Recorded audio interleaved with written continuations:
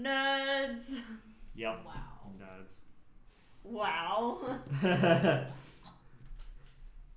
So, hi everyone. Yes, hello everyone. How are you doing this fortnight? I'm sorry there wasn't a video last fortnight. There was some technical difficulties. So, I'm sorry. That was my fault. Wish I had been here to see that. It's all good. So, you kind of get to miss out on listening to Gavin throw up. Yeah, bath beans from Bean Boozled are not very nice. That sounded very funny. All my friends laughed when I told them. Oh, Yeah, it was great. No, seriously, it was. I'm sorry you guys didn't get to hear it. No, it was freaking horrible. And you know what? Just for that, I hope you're all subjected to it too. I will take you on a Bean Boozled challenge. I will not throw up. Oops. I will give you a bath bean. So we didn't set up a word of the week I this just time. I just realised that I forgot it. But we've had a really, really busy fortnight. We've recorded a couple of games and things for you guys. Town of Salem runs that we've done with another YouTuber, which was good fun. It was Today we've actually only got 4 of us. I don't know where the others are at the moment. They're kind of poofed. They're just a little bit lost in translation, I would say. So today we've got Emma, Moxie, Gavin, and Taallia. Yes. And one day I'll remember Today- my handle. Today is our DnD episode. Finally. Finally! Finally, we So, did the episode. So, just to explain a few things, we're still working out how the channel and everything is going to be set out and how our podcast is going to be set out. And we're beginning to think that perhaps themes every couple of weeks are set out in the form of almost a Q&A for our podcast. It's probably the way to go.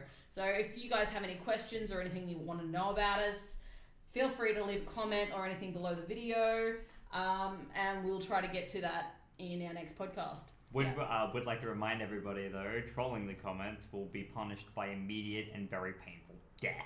Yeah. Also, make sure you leave those comments in the most recent podcast. Yeah. Because we won't go look at the ones for previous ones. Yeah, so if you guys are going to leave questions, make sure to leave them in the podcast just released and we will answer them. I would probably try to answer any kind of question. I have no shame. Yeah. You have no shame. No Yeah, shame. we all have very little shame. I so. did told Michael if his fan fiction was good enough, I wouldn't kill him. Yeah. Don't tell Taylor. Don't tell Taylor. Context for our Also, if you have any Taylor Taallia fan fiction for us, send it in. We want to hear all about it. We want to read it. I'll put retweet my it. new handle stuff, and then you can just send it straight to me, and I will read all of it. Okay, well, let's get on to the Q&A. Yes, get Q&A. down to business. Let's To get defeat the... God. I'm so Okay, disappointed. so we'll go around and we'll go answer all the questions. We'll have a turn order this time. Okay. So, when did you first start playing D&D and how'd you get into it, sort of thing, and how'd you get introduced? Okay, so are we going to start with me or are we going to start You with can Jess? start if you want. Okay, so my first experience with D&D was when I was very, very young. I was coming off the very end of the second edition, 2.5e for those who played original AD&D second. I was coming off the very end of the second edition bandwagon, straight into third, which was absolutely horrible. Once 3.5 came out, that was the go-to before having quite a number of years of hiatus, and then a couple of years ago getting back into D&D with 5th edition, and also taking my first foray into DMing. But no, I would have to say probably looking somewhere around 2002, 2003. When I first started playing D&D. Yeah, that's quite a while. I cannot top that. I did start when I was young, but it wasn't really much. My biological mother did a lot of D&D sessions. She DM'd most of those, and at some point I got really interested in what they were doing, and she made me up a character, and we did a bit of a starting thing with me, and then I just technically I wasn't allowed to play because I swore at a teacher in my bowling daycare. So I got banned from playing with them, but years and years later I started playing 3rd edition with my dad and my stepmother. Yeah. It's fun. Third edition. I guess for me, when I was a real little kid, I was first introduced to D&D. I've kind of grown up. My mother, my grandfather are both major nerds, and they used to play regularly. They also used to play Warhammer regularly. In fact, at the moment, we've still got tons and tons of old Warhammer miniatures, which I'm actually going to start painting soon. But that's pretty much when I was first introduced to it, but I never really got into it until after I met Gavin, who actually was very, very keen on getting me and a bunch of others into playing it. And we started with online sessions, like running it through Skype and things like that. And it kind of just went from there. Yeah. Well, I'm obviously the newborn of the group. I've only been playing it for about a year and a half with those Skype sessions. Yeah, that was my start. I was the. I thought you guys had been playing for so much longer than me because I felt so new to it again, but now I feel so weathered. I was the infection vector for most of the group of gathering of nerds in terms of 5th edition D&D at the very least. Yeah. I've only played 5th edition. Yeah, I've only really played 5th edition, although I have had a bit of introduction to 2nd and also a little bit to Pathfinder as well. But I haven't 3.5 really, is Pathfinder. I haven't really sat down and played it. I've only really been told about it and because I know a couple of different DMs from different areas of it. Actually, one of my grandfather's friends, a very close family friend of ours, was a part of the original AD&D design and publishment and playtesting. So, yeah, my family's had a real big attachment to it for a while. Oh, and there's also 4th edition, but we don't talk about it. We don't talk about 4th edition? We don't talk about 4th edition. Okay. Well, how many characters do you have, and what are some of their names? Or some of the more major characters. Some of the more major characters. Well, at the moment, I am currently playing in a campaign run by Michael, who isn't here currently, but he, you would have heard him last podcast. In the game that he is DMing currently, I am playing a Way of the Kansai monk / Blood Hunter, if anybody is familiar with Matt Mercer's Blood Hunter class. Yeah. That's a multi-class of that called. Her name is Celia, and she's just a doll. She really is. Apart from that, I suppose my most famous character in the group would be a wild magic sorcerer, which was the first character I ever played with in 5th edition. Called his name is Lexion. He's a silver dragonborn wild magic sorcerer who eventually attained godhood and a bunch of other things. Reoccurring character in a lot of Major things. reoccurring character, yes. Apart from that, I don't really have any major characters. You've got Fran. I do have Fran. I do have Fran as well. Fran is a. I'm using a homebrew version of the Soul Knife, based off very, very closely based off the 3.5 one. Well, yes. But no, I'm playing it. Basically, I'm playing a Soul Knife based off the 3.5 Soul Knife. If anybody is watching or listening rather is familiar with that, and she's very no nonsense. She doesn't like. She doesn't like people who screw around for absolutely no reason. Although she can get behind jokes, it's just a matter of there's a time and a place for everything, and the time and the place that the people that she gets pissed off with usually pick is usually nowhere near the time that it should be. But apart from that, I really sort of relegated myself to DMing most of the time because I find it fun to create my own world rather than running through someone else's world for the character. Not that I don't find playing the game fun. It's just I find DMing fun, and it also means I can, because I know in 5th edition the sort of the design philosophy they had was that they were very magic items are supposed to be very, very rare and all sorts of other things, but I'm like, for all the new players to D&D, you should be able to introduce them to some cool, really cool stuff, and you should be able to give them a taste of all that D&D has to offer. And if you're very conservative on that sort of thing, then what's to say, what's the difference between playing D&D and a different system, like not going to include Pathfinder as its own system because it's based off OGL 3.5, but like Fate Core or GURPS or D20 Modern or another RPG system like that.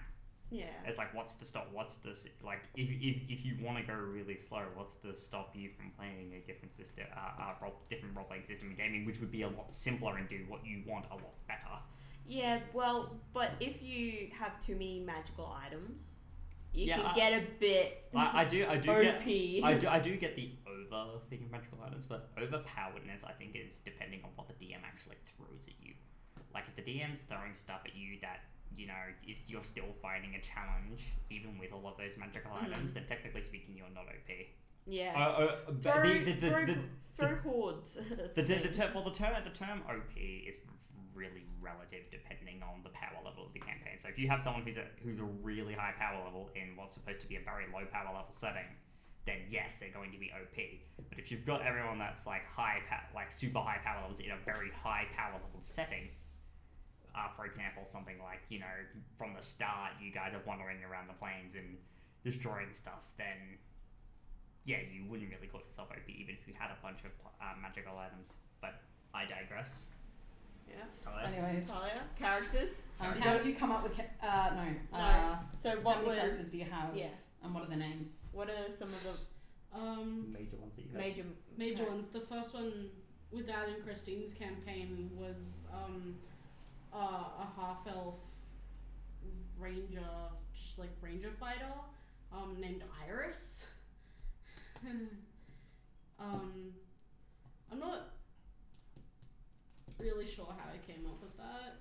Well, I kind of am. It's something I've created in my head for a long, long time and I just wanted to put on paper. Yeah. But the major characters I use now are Zenita, Diest, Don, Tenebris, and Willow, who does not have a last name. Zenita is kind of my main go-to. She's a really tiny half-elf. She's kind of caramelly colored, and she doesn't take anything seriously. Zenita she walks around half naked.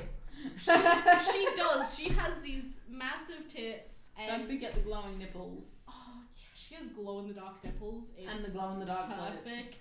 And she uses I allowed sex this. You allowed this. I allowed this. many things to get her way. She is the kind of outward personality character that I wish I could display more. And I abused the hell out of that. You would like to walk around naked with glow-in-the-dark nipples and clit.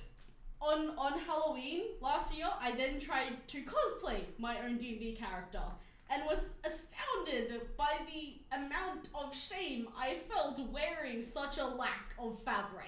Wow, how are you surprised by that, actually? Yeah, Because I'm usually fine with that, because I have like shorts and I have corsets and things, and I have jeans where they're so torn, my ass hangs out, and I'm fine with it.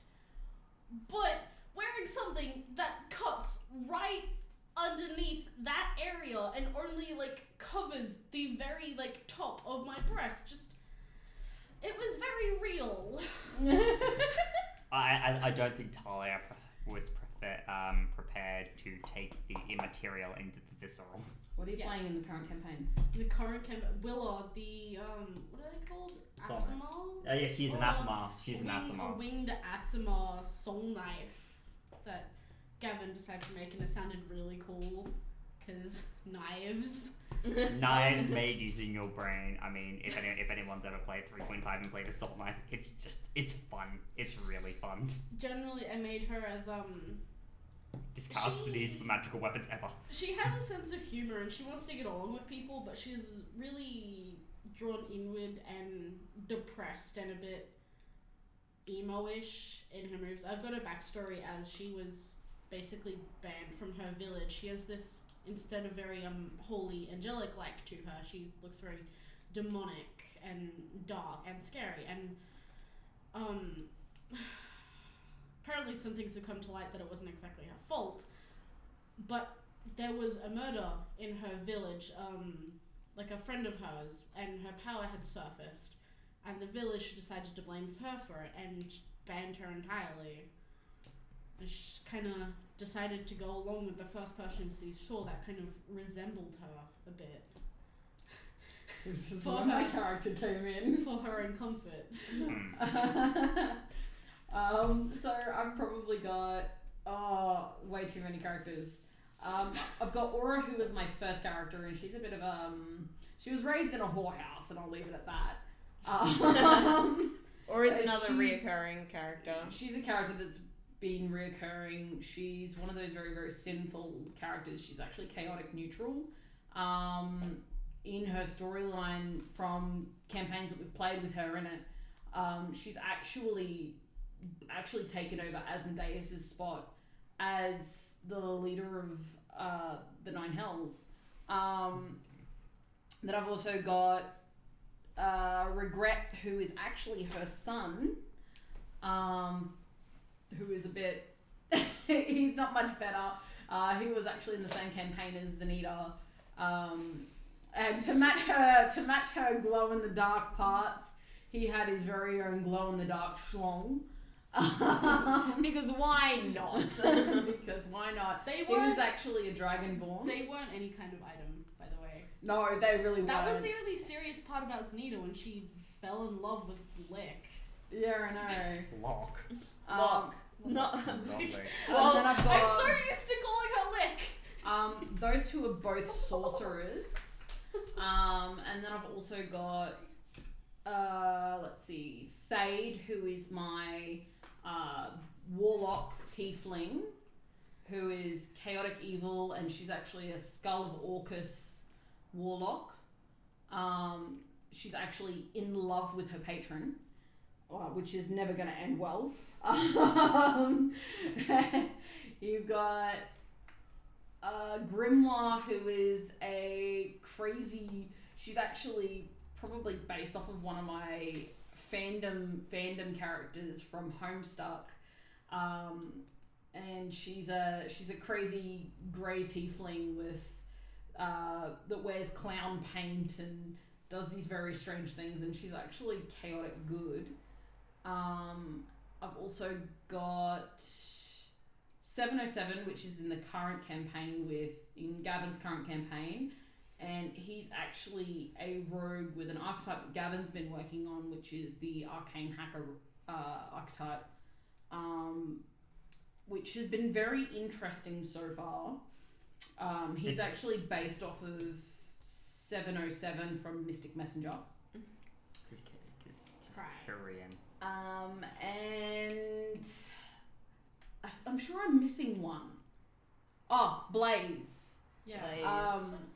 I've got another character running in a different campaign called Blaze, and she's actually a fire genasi with a very short temper, fire for hair, and she's very much an innocent tomboy, if you'd believe it. She's actually still a virgin. Holy crap, one of my characters is still a virgin.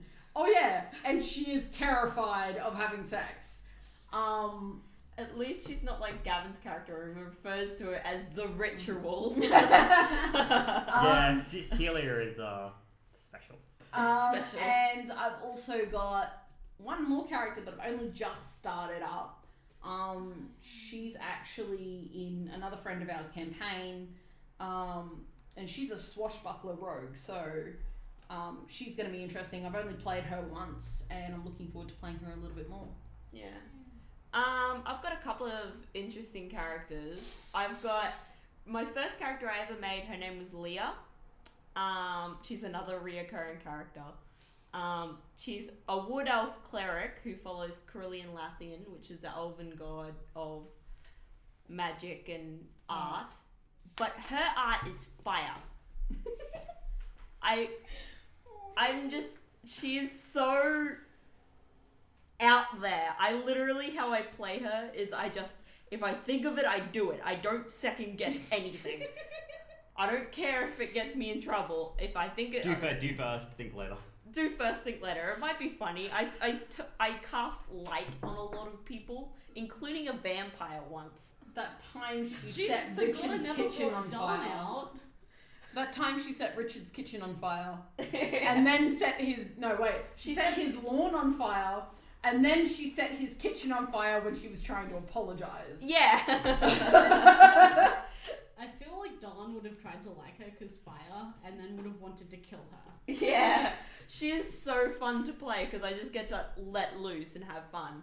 Another character that I really love playing, and I'm currently playing her in Jess's campaign, that is my character Ray. She's a very serious character. She's a half-elf gunslinger from another Matt Mercer thing. And, yeah, she's very serious. Like, her whole thing is she's looking for a dad and stuff. And I hope to God you don't play with her emotions, Jess. I might. What? I might. I might Is be there that evil. context for that? So, basically in my campaign, Ray is currently looking for her father. There's also a couple of other characters that have missing family members that they're actually looking for. And there is going to be a massive battle eventually where they're going to have to deal with all the trouble that's been going on. And I'm thinking that perhaps these missing people may show up on either side. I know, and it's killing me because I'm like, I want to know what happens, but at the same time I don't because I want to be surprised. But we'll talk more about that one later. But yeah, so there's that one, and then, what's another interesting character of mine? Muriel? Oh yeah, Muriel. Which I haven't really had a chance to play her in many campaigns. Like, I've played her in like one-shots and stuff, and when I've jumped into other people's campaigns for a session. She's a human monk, and she's like 60 years old. And that's her concept. She's a sweet little granny who can drink anyone and anything under the table. What did she do last time she was in Gavin's session? She went into a bar and was like, pointed at the strongest alcohol there and said, I bet you I can drink a glass of that and not like chug it down, and if I can, I get to keep the whole bottle. And because she's a monk and she was like 10th level, she got to can't be poisoned, so because of like purity of body or whatever it was called. And yeah, we classified alcohol as a poison, and It requires a constitution saving throw to save against it's a poison. yeah, so And alcohol poisoning is a thing. yeah. And yeah, so she can't be She can never suffer from alcohol poisoning or the effects of alcohol. It's like juice. Yeah, it's like juice to her. Really And disgusting tasting juice. she literally like just goes through places and just like gets free alcohol. That's her pastime. She bakes cakes and she makes sure everyone in the party's fed. My favorite times, like she went to like everybody toffee. Yeah, she has an infinite supply of toffee. They stayed at like a bar or something, like a keep or something, and Muriel insisted on cooking. She would not take no for an answer. She had to cook. I'm just kind of reminded of the one shot where Thade like raised a couple of people from the dead, and And when Thade raised that one child back from the dead, handed it a knife and said, "Go kill everything you see." And then didn't you have like a little little ghoul or something, and it preferred It was- Muriel. Yeah, that other the goblin ghoul that I brought back, and it just like stuck to Muriel, and they couldn't control it. I was just like, you little fucking traitor. Yeah. Traitor! Yeah, so there's Muriel and that, and the new character I started playing in the same one that Blaze and Jess did. Celia. No. Well, no, the same one with Carly. Carly and my swashbuckler. Right, yes, we didn't talk about that. Which You is didn't talk about her. yeah, she did. Yeah, I did. Oh, well, I mentioned her. Oh, well, I didn't wasn't- say. I didn't say her name. Her name's Carly, by the Her way. name's Carly. Yes, I did. Kali, not whatever the hell Ben's been calling her. What? And Kaylee. He's like Kaylee, Harley, Taallia. Can't get a name right. Kali, Kali. Yeah, and I'm currently playing a human bard named, let's just call her Anna, because I'm That not saying name. her full name. You're not. She's. Do you want to try? I'm gonna try and say her full name. So her full name is Annabelle Louis V. Alexandria Vostel II. There is a book I read, I think it's part of a series, but I think it was called Monster War, and generally the vampires in that series have such long names. She was disguised as a man, but when she was writing out this name, she had to turn around onto the next page to write out her full name. Really? But yeah, no, I was like, I'm making a noble character. I'm gonna give her a ridiculously long name because why not? But the reason I just call her Anna is because the other people in the campaign don't know she's a noble because she's a runaway. So she's not very good at hiding it though.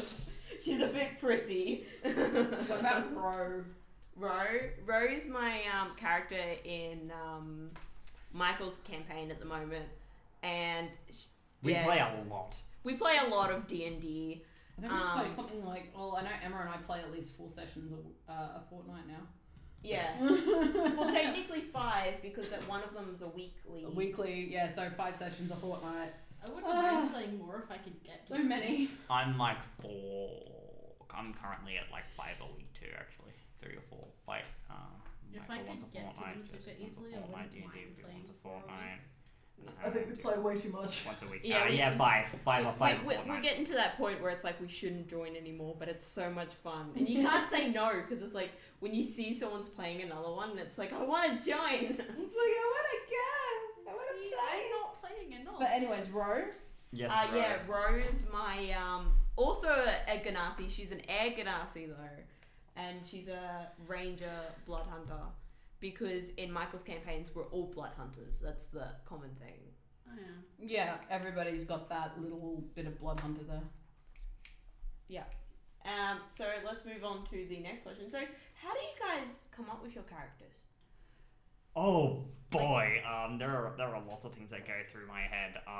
Basically, it's I usually with characters I usually want to play a particular concept. There's usually something mechanically that I want to play, and then I usually think about personality later on. Once I figured out what the core mechanics of the class are. So yeah, you think about mechanics in the class before you come up with personality. Yeah, I mean, I'm very much of the belief that like you should have the mechanics figured out first, because you're not gonna have, like, it's very rare that you're gonna have something like a wizard who basically has a hatred for everything magic. Yeah. Like, you can understand it with other spellcasting classes that aren't full spellcasting, things like clerics and paladins and the like. But it's like, you're never gonna have a wizard or a sword. You're never gonna have a wizard. Why would you make that character a who, wizard anyway? who hates spellcasting. You could probably make them a fighter or something instead. A fighter, or as I said, a cleric or a paladin, or you could even make them a sorcerer who doesn't like themselves. Yeah. But Lots of why would you make them a wizard where it's not a matter of innate magic, you actually have to teach yourself how to cast magic. It's like, oh, I'm teaching myself to cast magic, but I don't cast, but I hate magic. It just doesn't work. So I set out the core mechanics of the class first, and then I work on personality and whatnot later. And I find that it makes more naturally evolved characters.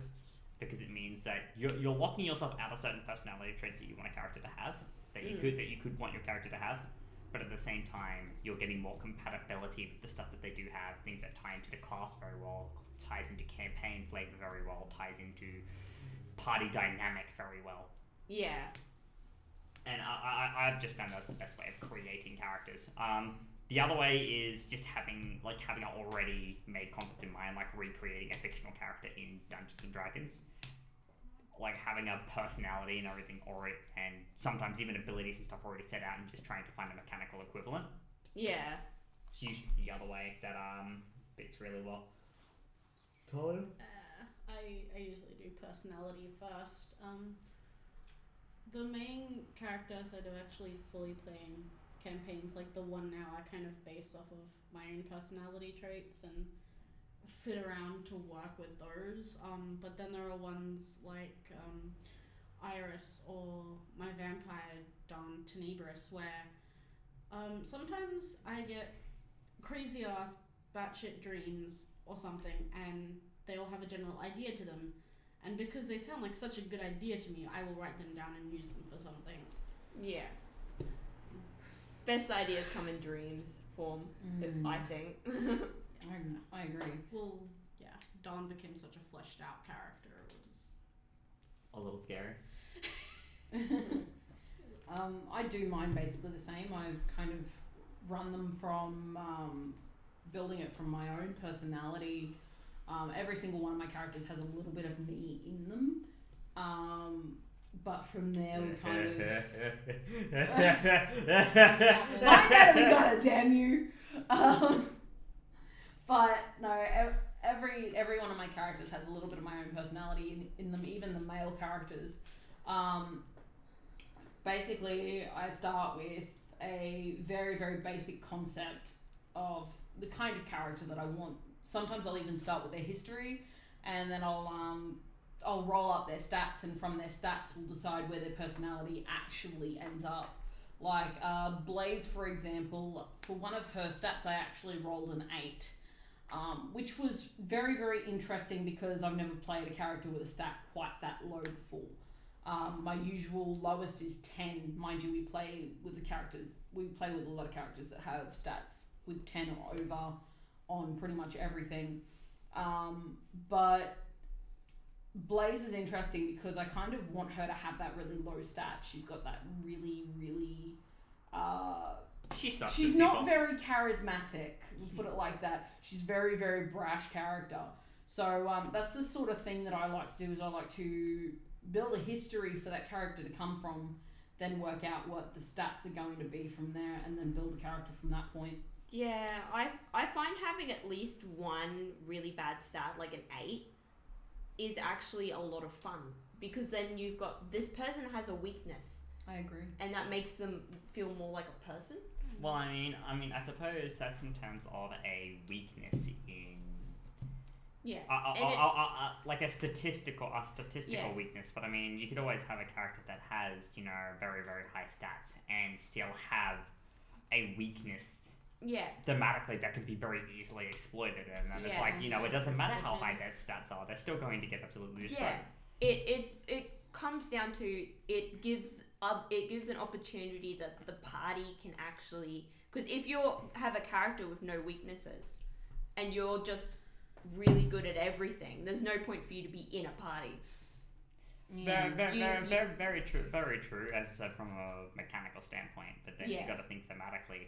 You may be good at everything, but what's the catch? If you're on your own, like if you're super talented and you're on your own, you're going to eventually become apathetic to absolutely everything. Yeah. And so you eventually just won't end up doing anything with that talent that you have. So, even if you are good at stuff, you might join a party anyway, just for the fact of you need the drive of other people. Well, it also gives the rest of the party something to do.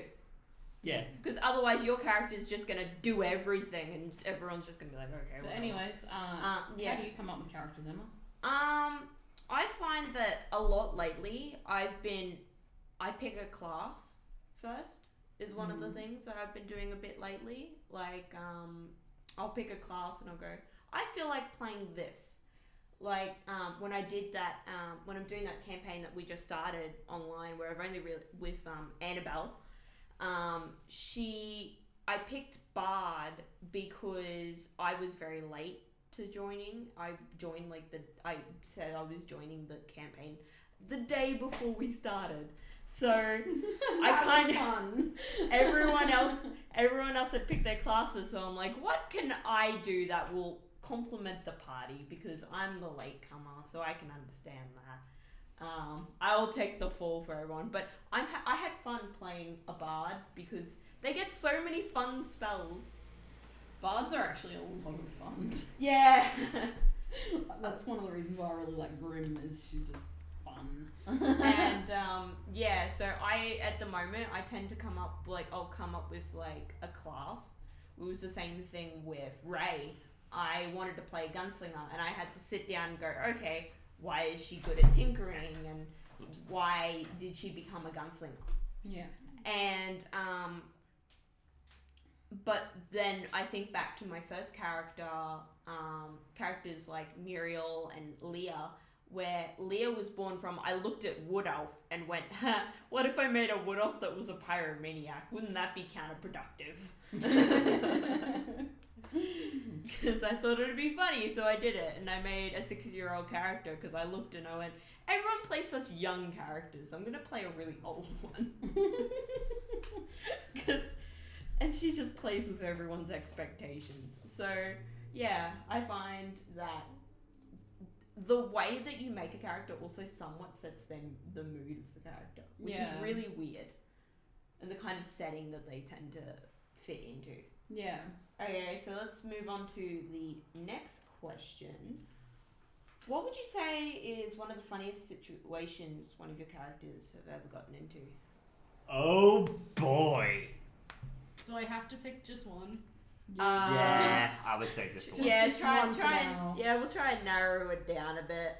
Okay, so back when Lex was a lowly 11th level sorcerer, he, yeah, no, that's why I'm projecting my list that way. Okay. Just you had your hand up, and I'm like... Yeah. Basically, in terms of... we were, the party was going to raid a college of bards because they were being evil and... Well, not necessarily evil, but they had this horrible bard play in town to basically make everyone feel like shit, and we thought that was evil, so we were going to go kill them all. Turns out that the lead bard at the college was actually a very, very beautiful tiefling, and Lex wanted a piece of that tail. Unfortunately, when he tried to turn on the party, they didn't agree so much. And eventually, it just so happened he got put into a trance-like state where he was dreaming that he was constantly falling downstairs while bound and gagged with magical shackles that just so also happened to be very pink and very fluffy. I told you about them stairs, bro. I warned ya. Oh, that's the one really funny thing I could think of. There's a lot more, but I won't go into those because those do require a lot of in jokes and things. Yeah. So, what do you think? Taallia? Obviously I have to pick like a Zanita moment, because Zanita had a lot of moments. She screws up things so much. So I have to state now, Zanita wasn't a very strong fighter. She was a rogue, so she was more Rogue, yeah. I'll stab them in the back then run away. So she wasn't a very strong fighter. So her theory on how to deal with a lot of these stronger tests of her time was just to annoy the hell out of them that they didn't want to deal with her. The first time this worked was we were checking out this place we hadn't been able to go previously, but then we did a couple of different things and they eventually let us in to go check it out. And we all had to pick a door to go into, and I go in, and there was the icon of a dragonborn god, and he looks at Zanita and he goes, "How did you get in here?" And she turns around and goes, "There's a door right behind me. Didn't you see it?" And and he's like, "What are you? No, I mean literally, how did you get here?" Like, the stuff let us in. We just walked right in. How else could I get in here? And it got to the point where he's like, on her that made her breasts go so incredibly large, and then gave her an eggplant and just said, just leave.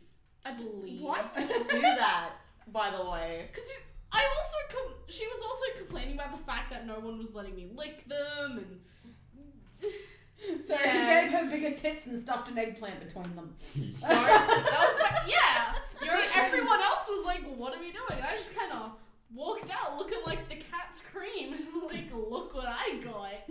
A free breast implant. 1d12 bludgeoning damage. I probably have like 3 situations that I could pick.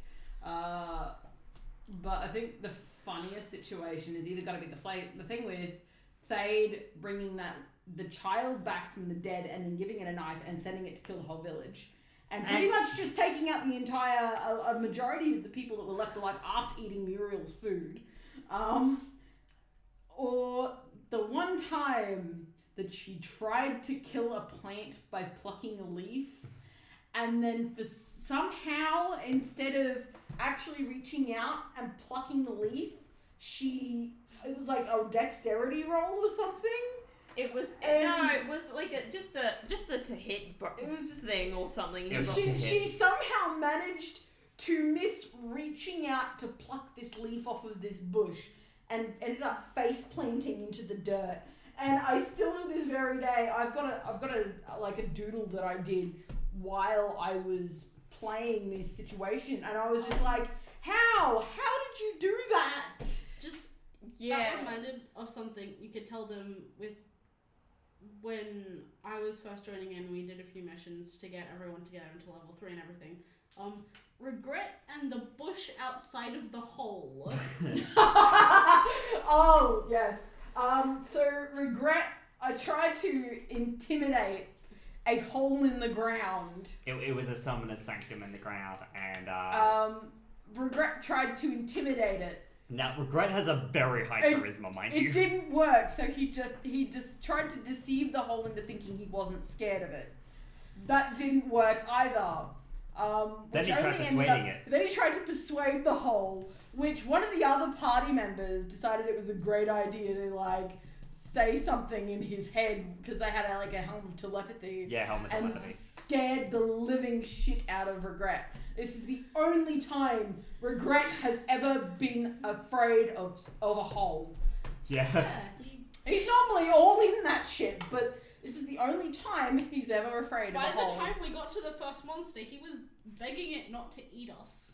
Yeah. I think I did well there. Just fucking him up so bad. A lot of ones were rolled that night. So what about you, Emma? I have told a couple of stories like Muriel and her free alcohol, and Leah and setting gardens on fire and trying to apologize. And setting kitchens on fire as a result. Yeah, and setting kitchens on fire. In her defense, she was left unattended. Yeah.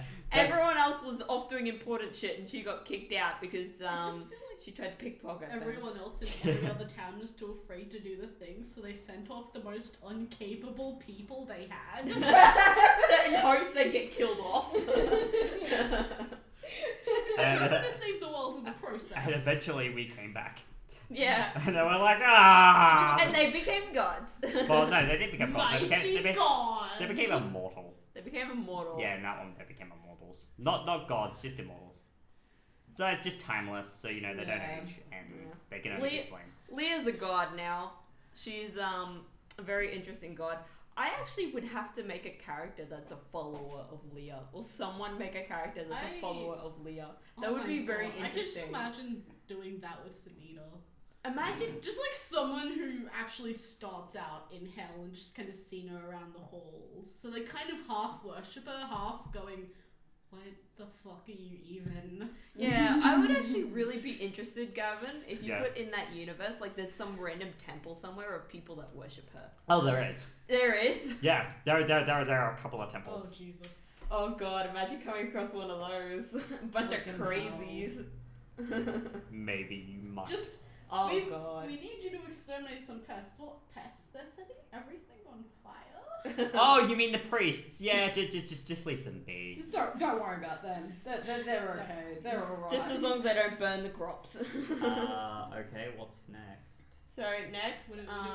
Who's your favourite D&D character? It can't be any of your own. it can't be any of our own. So are we all in agreement? Because I've got one name in mind, and I'm pretty sure everyone would agree with What's me. the Richard. name? Richard. So that's Michael's character. Michael's flamboyantly gay high elf paladin. Richard Followed very closely by his other character, Trignox. The chaotic, Fracture.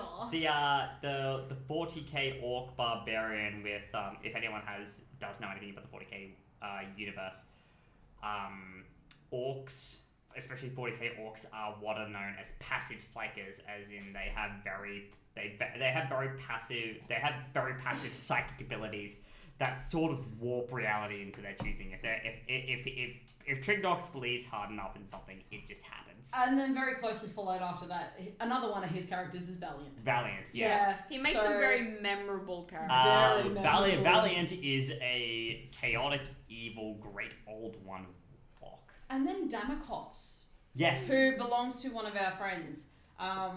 He's also another chaotic, evil character. Yes, Damokos the magician. He likes to make people disappear, a la plane shift. So would you like to go on a trip to the elemental plane of fire, straight into the sea of fire? Go! He once said that to Leah, and she thought he was great. Leah's a fucking nutter. So what? So yeah, we'll do the last question. On to the last one. So any tips for new players that you guys have? Okay. Anyone who's just getting into D&D or thinking about getting into D&D, what would you say you'd like to give them tips about? Okay, so first things first. I'll give you a few tips. But the first things first. Don't be afraid of interaction. Yeah. There are three pillars in D&D. There's the combat, there's the exploration, and there's the interaction. And the interaction is the most important one. So don't be you don't have to get into the voices like some people do, but just make sure that you can accurately describe what your character is doing and how they're doing it. I don't think anyone in our group really does voices.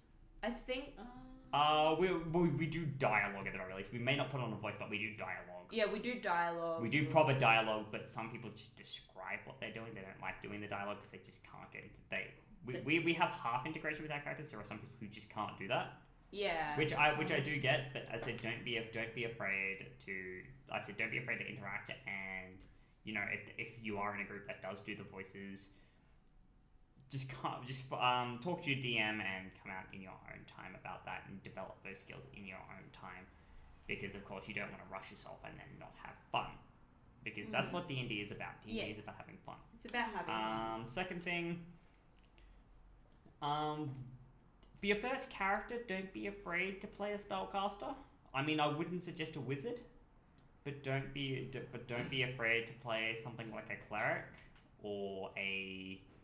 Play sorcerers, they're easy. Would not suggest sorcerers. I personally would, but that's because I started on a sorcerer. I wouldn't suggest sorcerers just because sorcerers, they are the second weakest class in the entire PHP, as written, with the exception of the ranger, which they had to redo. Yeah, they redid the ranger. Which excluding the PHP ranger and including the revised ranger, the sorcerer is now the weakest class. They're very good thematically speaking, but there's not a lot of them that gives player satisfaction. They get some flexibility with their spells, but that runs out very quickly at lower levels. A lot of the archetype features they give you aren't very good in terms of defining your character. Until later at the very least. Just going off PHP content only, they have two archetypes. The Wild Magic Sorcerer, which relies far too much on DM fiat to make anywhere near possible. Mm-hmm. They're very powerful, but they require a DM who's very attentive and making you roll on that search table very often. And there's the Draconic Sorcerer, which is the much more consistent, yet a lot less powerful until you get to higher levels. Yeah. Like you don't get a lot of early game fun with them. You have to wait until you get to at least level 14, level 15 before they start becoming really good. Yeah, maybe playing something like a half caster, because then you get an idea of both a caster and not, because and then it's why I suggest a cleric, because they have full casting capability and martial capability at the same time. So you can kind of like get a feel like, do I tend to use weapons more often, or do I tend to use spells more often? Clerics and fighters, I would say. And if you did really want to, if you have played lots of other RPGs before, then I could suggest things like druids, barbarians, rogues, and druids, barbarians, rogues, and wizards, for those who have played a lot of RPGs and just getting into the system, because they'll be able to pick up things a lot quicker that way. Yeah. So, what about you, Taallia? Do you have any tips? Any tips for new players? Maybe in general, because I didn't play much with a lot of people before I started playing with all these guys, on not being afraid, don't be afraid to generally just be there. At first I have an anxiety disorder, so walking into a place I didn't recognize with a lot of people I didn't know scared the hell out of me. And at first it was a little hard for me to be able to speak up and, actually play out my character fully. But I did learn that it was okay. It was okay for me to do these things because I was with people who understood me. Any kind of crazed half-ass idea I could come up with, there would be acceptance for it, because these are people who know you. Yeah, make sure you get a good group. A good group is very important to the fun aspect of D&D. I'd say get as involved as you can. Don't sit on the sidelines. Make sure you get involved. Don't wait for other people to invite you into the actual, even if you're already part of the party, don't wait for other people to drag your character into the conversation. Yeah. Put yourself in the conversation. And read the handbook. Honestly, the handbook there is your best piece of informative. It's there as a manual for you to read so that you can learn how to play the game properly. Read it, understand it, get to know it. It is your best friend when it comes to D&D. And also, don't be afraid to be a little bit flexible with the rules. I've found over my short time of playing that there are a couple of players that I've come across that are a little bit rigid in the rules, and they're they're stuck to what is there. And D&D is all about flexibility, so don't be afraid to bend a little bit. Yes, house rules are the bread and butter of any RPG system. Yeah. It is okay to not argue with DMs, because I know we've had an issue with that, but a DM isn't always right. Don't be afraid. Don't be afraid that if you do have a good set of evidence and if you logic and things like that, don't be afraid to tell your DM, hey, I don't think that call is the right one. Potential DMs out there, give your players a chance to go, hey, I don't think this is correct, because you're not infallible. At the same time, though, players, make sure you don't push your DMs too far, because you should try once or twice, but once that's it. Just don't push the thing anymore and play the game, because otherwise you'll get too sidetracked into bogged down in rules, and it just becomes not fun for anyone. Yeah, I think a good tip is for new players is don't be scared to talk to your DM. Yes. Your DM is there to make. It's their job to make sure you're having an enjoyable time. Ask your DM things like, what type of experience is this campaign going to be? Is it going to be very heavy focused on roleplay or exploring or combat? And don't be scared to tell your DM things like what you expect, and kind of sit back and talk to them about your character and how they fit into the world and things like that. Also, don't be afraid to ask them for rules clarifications. Yeah, and don't be afraid to ask them just general help. Yeah. Like, Or- a lot of the time, or- moving up their characters, I need help sorting out because I can't remember. Or everything. or even just general help. Yeah. And just Like in terms of doing something, it's like, you know, it's not wrong to ask the DM, hey, I have a couple of options in mind of what I want to do on my turn in combat. I don't know which one I believe I should take. yeah. And Can you give me a rundown of the pros and cons of each one, and Yeah. you know, give me a bit of extra information, not anything game breaking, of course, not anything that any other player would Yeah. have, but but help help in help basically each other. breaking down each of the what would what sort of thing each thing is. and you know, what are the pros and cons of each. Furthermore, also don't be afraid to talk to your other players about that, like, because remember especially- you're playing in a party of adventurers, and in adventuring parties, teamwork is key in success. Because I mean, the only way you're gonna beat that dragon is through lots of research and you working together to defeat it. Yeah, and you need to, even at the character creation stage, you need to be working together with your other party members. Yeah, so So- you do have Yeah. clear defined roles in the thing. Even though in my experience, I find that party roles aren't always needed, and if you do have a role that's missing, the DM needs to make sure, like if they do decide to let the players just go nuts in what their party roles are going to be, and you know, you do end up with something like there's no healer, or there's no tank, or there's no proper physical DPS or something like that.